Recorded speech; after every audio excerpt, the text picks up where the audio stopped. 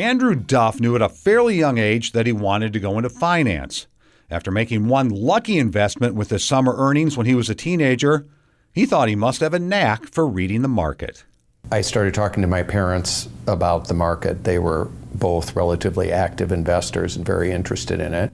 And I had some money left over from a summer job when I think I was 17, and a family friend was what we called then a broker at Piper, and he sat down with me and my $600, which is not a lot of money, and came up with three choices, and I picked the IPO of Cray Research.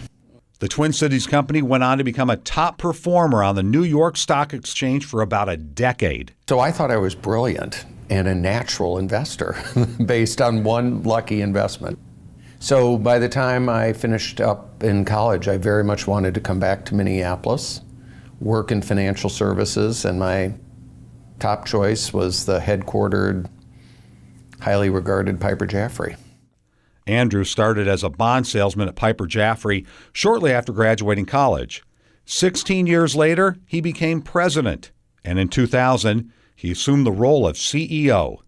In the decade that preceded, Andrew led Piper Jaffray through its spinoff from U.S. Bank, made one of the biggest moves in the company's history by selling Piper's retail brokerage business in 2006, and successfully navigated the firm through the Great Recession. You know, it's easy to say a spinoff. They're actually very, very hard to do. And the reason they're hard to do is because they're zero sum. Everything that we got to take with us, the bank gave up, and everything that stayed behind, we gave up. So it ends up being complicated, but you're absolutely right. The next big decision was the private client sale, which had been a very, very important, it was the majority of the company.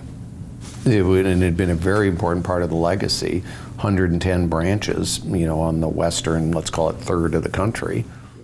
He still remains chairman of the board, where he continues to be an advocate for advancing women in leadership.